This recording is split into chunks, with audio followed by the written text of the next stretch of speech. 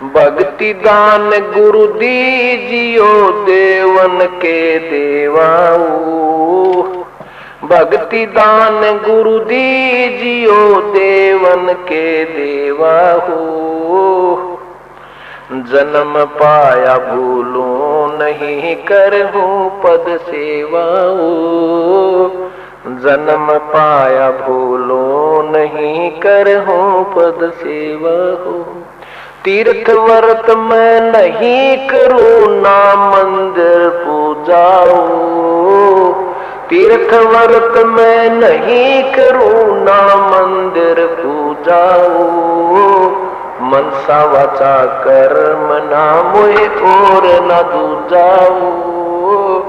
मनसा वाचा कर्म ना मुझे और न दूजाऊं। भक्ति दान गुरु दीजियो देवन के देवाऊ। भक्ति दान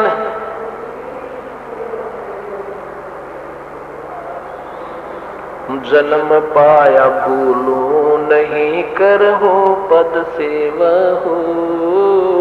जन्म पाया भूलूं नहीं करहूं पद। अष्ट सिद्धि और नौ निधि बैकुंठ का वासाओ। अष्ट सिद्धि और नौ निधि बैकुंठ का वासाओ। सो मैं तुमसे न मांगता सब थोथरी आशा हो। ये मैं तुमसे न मांगता सब थोथरी आशा हो। भक्ति दान गुरु दीजियो देवन के देवा हो। भक्ति दान गुरु दीजियो देवन के देवा हो। जन्म पाया भूलूं नहीं करहूं पद सेवा हो। जन्म हाँ, बंदी छोड़ सतगुरु रामपाल जी भगवान की जय हो। सतसाई बहन जी, चंवर आदर और सम्मान का सूचक है, आदर सम्मान का प्रतीक है।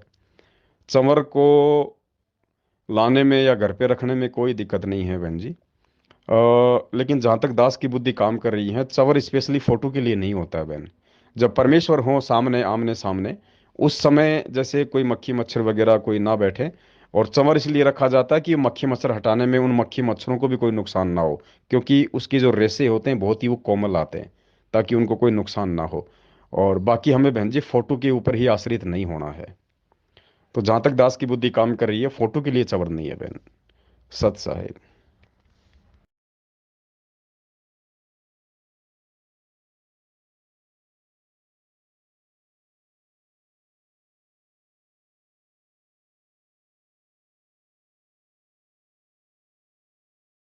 हे कृष्ण, तुम कहते हो कि स्थित प्रज्ञ बनने के लिए मन के दिए की ज्योत को स्थिर रखो, अर्थात मन को इधर उधर डोलने न दो।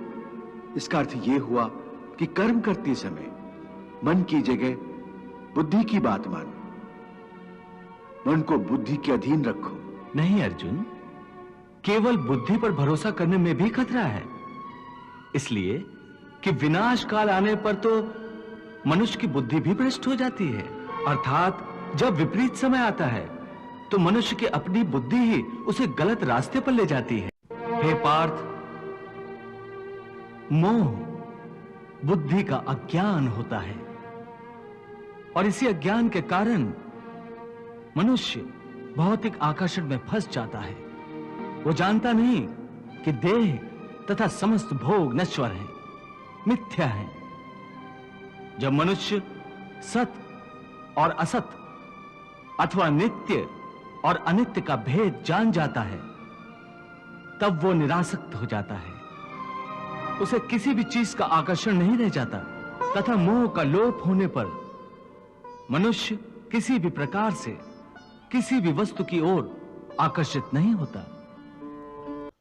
बंदी छोड़ सतगुरु संत रामपाल जी महाराज ने बताया कि भगवान श्री कृष्ण ने गीता में अर्जुन से कहा था कि हे अर्जुन, जब तेरे ये नाना प्रकार के वचनों से भ्रमित तेरी बुद्धि एक उस परमात्मा तत्व पे स्थिर हो जाएगी, तब तू योगी बनेगा, तब तू योग को प्राप्त होगा। और ये सारी इच्छाएं, योगिक मतलब तो सारी इच्छाएं खत्म हो जाना, तब तू योग को प्राप्त होगा। तो ये पर में ये काल का दूत हमेशा पवन ठग जो है बुद्धि की बात करता है। जहाँ तक मेरी बुद्धि में फिट कर रखा है, इसकी बुद्धि